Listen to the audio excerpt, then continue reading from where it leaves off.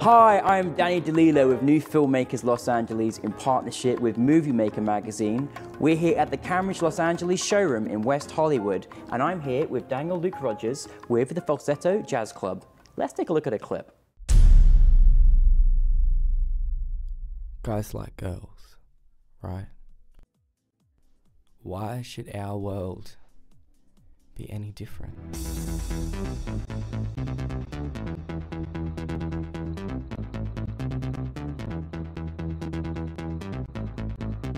You probably have all the boys chasing you by now. Not exactly.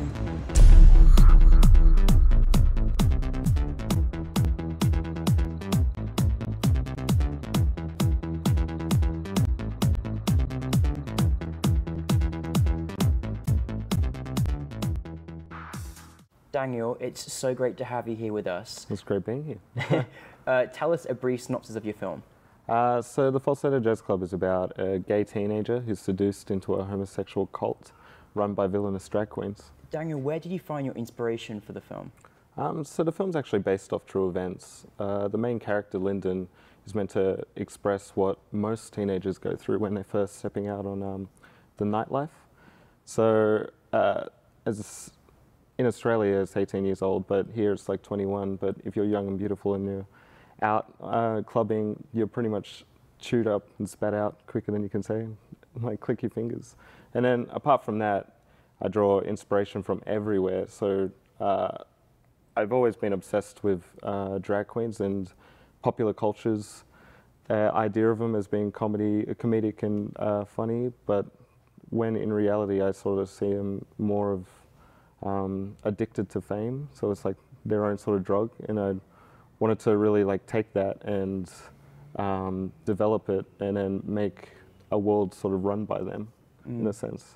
And that's the difference, because we're so used to seeing, you know, drag queens as almost, you know, with such great comedic value, and you were shown a different edge to that. And I noticed in the colors of the film is so beautiful. And was that quite important for you as a director to kind of capture that kind of, you know, sort of effect that makes you feel slightly differently about the film? Well, definitely. Like the colors are meant to emulate the emotions that go through the film. But the other reason why we picked the color palette is because it is a gay film, and the most recognized symbol for gay people is the pride flag. So we took the pride flag and really made it the color palette throughout the entire film. And you had really good casting for the film, great performances by the actors. How did you find them? Well, that's funny. Our casting process was a little different to most people's. So the very first character we got, actually, as I was writing the movie, I have this best friend who's just completely out there, and I based one of the characters off him, but then he turned into a side character, and he plays Ricky.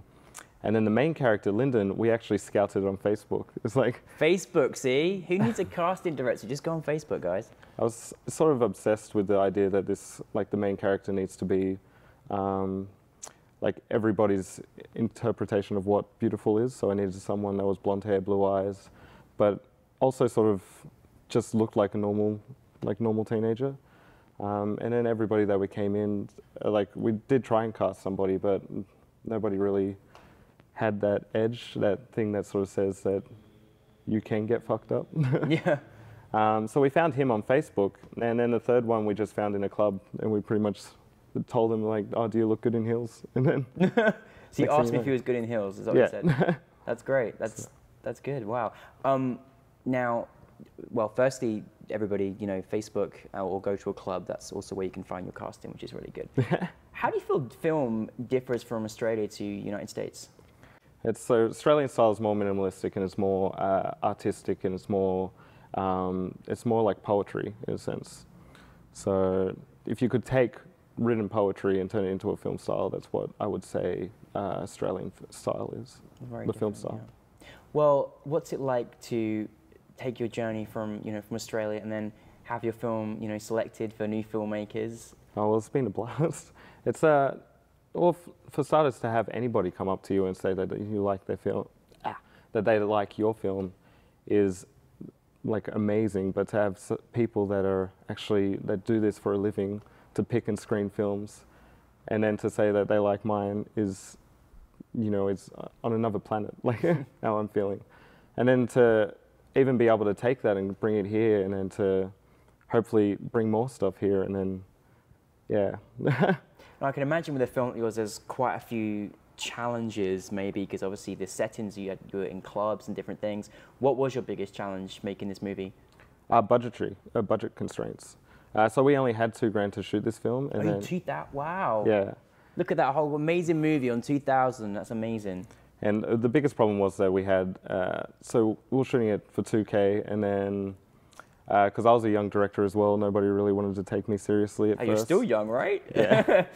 So, and then we were working with teenagers and, you know, actors that weren't even actors. Mm-hmm. So there was many shoots where people didn't show up, or stuff went wrong, and then we lost a lot of scenes, and then the film was pretty much made in the edit room. It was like 2 years of editing, fixing, removing characters, adding new characters, scenes. And it was a very long process.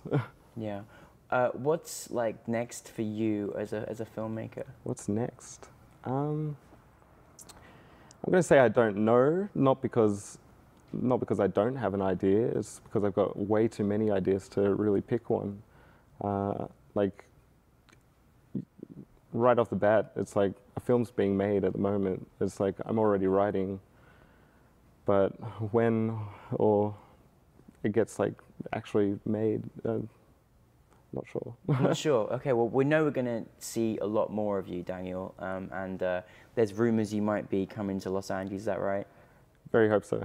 Okay, so you need to kidnap him now, producers, and if he can make a movie on $2,000, which is really nice, because that's what, you know, it's amazing when we hear, you know, and see these wonderful films, and you know, you realize the budget that it is, and yeah. how beautiful you've made a movie on $2,000. I mean, it's absolute credit to you to do that. Thank you so much. So capture Daniel now. Daniel, thank you very much for joining us. All right, thank you for having me. Wish you the best successes. Cheers, man.